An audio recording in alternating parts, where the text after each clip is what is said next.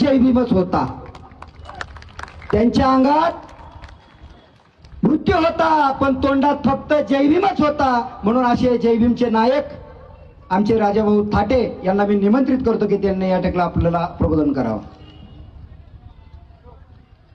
जय भीम.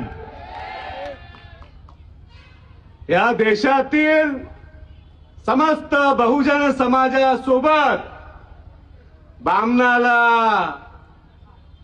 मराठ्याला, ठाकूरला, राजपूतला सन्मानानं जगण्याचा अधिकार ज्या संविधानानं दिला त्या संविधानाचे जनक महामानव डॉक्टर बाबासाहेब आंबेडकरांना विनम्र अभिवादन करून आजच्या या अहिल्यानगरच्या आंबेडकरी चळवळीच्या बालेकिल्ल्यामध्ये मला बोलण्यासाठी जे आमंत्रण दिलं ते स्वाभिमानी आंबेडकरी चळवळीच्या गटाला या ठिकाणी मी नतमस्तक होतो.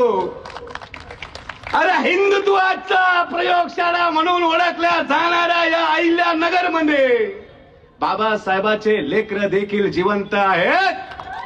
त्या लेकरांनी हाक दिली की तुम्हाला इथं यायचंय. मग बाबासाहेबांच्या सच्च्या लेकरांनी हाक दिल्यानंतर तुमचा हा बाबासाहेबाचा पट्ट्या इकडे येणारच. मग कुठला दलाल असेल, कुठला भडवा असेल, फोन करून बोलत असेल की इथं गर्दी होणार नाही. गर्दी का तुमच्या मायच्या उरावर चढायला पाहिजे?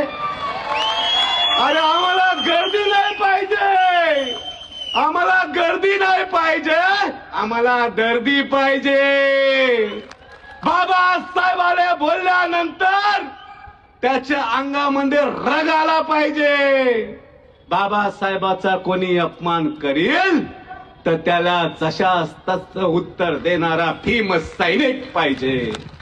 आणि तो भीम सैनिक या ठिकाणी आलाय. आणि मग मी सांगतो आमदार, हिंदुत्ववादी आमदार, तुमच्या मायचे नवरीकडे बसेलाय.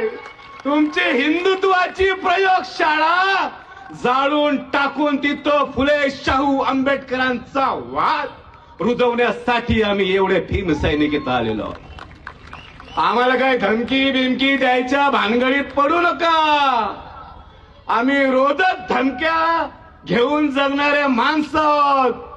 आणि कोणाला जर काही वाटत असेल, आमच्याशी काही टोले टाले करायचे असतील, अरे तुम्ही 30-40 लोक एकत्र आले आणि बाबासाहेबाच्या लेकरावर हल्ला केला, परंतु काय फरक नाही पडला. संध्याकाळी नाशिकच्या सभेला गेलो. ही ताकद बाबासाहेब आंबेडकरांच्या विचारांची आहे. आणि टोला भीमटोलाच असतो. आम्ही अजून काय तुम्हाला दिला नाही कारण आमची इच्छा पण नाही. कारण आम्ही जर भीमटोला दिला तर 6 महिने तुम्ही त्या दवाखान्यातून काही बाहेर येणार नाही. एक तर तुम्हाला नोकऱ्या नाही, एक तर तुमच्याकडे पैसे नाही, आता ते वाजवण्याचे सीझन पण नाही. मग तुम्ही लोक काय उपाशी मरसाल. म्हणून तुमच्या घरातल्या परिवाराचा विचार करून तुम्हावर बाबासाहेबाच्या कायद्यानुसार शासन होईल. बाबासाहेबाच्या कायद्यानुसार तुमचा गुन्हा दाखल केलेला आहे. बाबासाहेबाचा कायदा तुम्हाला बघून घे. अरे आरक्षणाच्या उपवर्गीकरणाच्या विरोधात तुमचे समर्थनात तुमचे मोर्चे होते. आम्ही काय कुणाला विरोध नाही केला भाऊ. अरे आम्ही विरोध नाही केला. आम्हाला माहिती होतं या महाराष्ट्राचा भामन मुख्यमंत्री भांडणं लावण्यासाठी हे सगळं केलेलं आहे. तुम्ही मोर्चे काढा, लाखाचे, 2 लाखाचे, 5 लाखाचे, तुमचे अवकात असेल तेवढे मोर्चे काढा. आमचा बिलकुल तुम्हाला विरोध नाहीये आणि मातंग समाजात तर मुळीच नाहीये. अरे आमचा छोटा भाऊ आहे ना तुम्ही. याच्या आधी साले मंदिरात गेले तर गांडीवर फटके तुम्ही ना खाल्ले, तुम्हाला वाचवलं आम्ही. तुमच्या पोरीच्या इज्जती गेल्या, तुमच्या पोरीवर बलात्कार झाले तो अॅट्रॉसिटी लावण्यासाठी मोर्चे आम्ही न काढले. अरे तुमच्या प्रत्येक सुख दुःखात आम्ही सामील होतो. आम्ही कधी तुमच्या अण्णाभाऊ साठेंचा अपमान नाही केला. अरे ज्या माणसाची लायकी बाबासाहेबाच्या बाजूला फोटो ठेवण्याची नव्हती त्याला आम्ही सोबत ठेवलं, पण कधी त्यांचा अपमान नाही केला. आम्ही कधी तुमच्या महापुरुषाला तुम्ही समजत होते कधी विरोध केला का? अरे तुमच्या लातूरच्या मुलीवर जेव्हा हत्या झाली तर आंदोलन करणारा हा राजू थाटे होता. लातूर पासून मुंबई पर्यंत लॉंग मार्च मी काढला. जर मी मांगांचा एवढा द्वेष करत असतो तर मी काय आंदोलन केलं नसतं किंवा त्यासाठी गेलो नसतो. पण माझ्या बाबासाहेबांनी सांगितलं होतं, मातंग समाज तुमचा भाऊ आहे, त्यांना सोबत घेऊन चाला. ते अडाणी आहे, अशिक्षित आहे, त्यांना सोबत घेऊन चाला. बाबासाहेब, आम्ही तुमच्या सांगण्यानुसार त्याच्यासाठी लढत राहिलो, झगडत राहिलो. तुम्ही म्हणाले होते की मला जर पोरगी असती तर मी यांना मातंग समाजाला दिली असती. याच गोष्टीचं भांडवल करून एक RSSचा भडवा बोलतो की बाबासाहेबाला जर मुलगी असती तर हे महारडे आम्हाला जावाई बोलले असते. अरे असे शब्द ज्या वेळेस आम्ही ऐकतो त्यावेळेस त्यांना सांगतो, अरे माझ्या बाबासाहेबाचा उच्च विचार होता, आम्ही पोरी दिल्या पण असत्या तुम्हाला, पण तुम्ही पोरी द्यायच्या तर कुणाला देऊ? कलेक्टरला, IPS ला, IS ला. तुम्ही साले भिकार चोट, तुमची लायकी नाही, तुम्हाला आमच्या पोरी कशा देणार?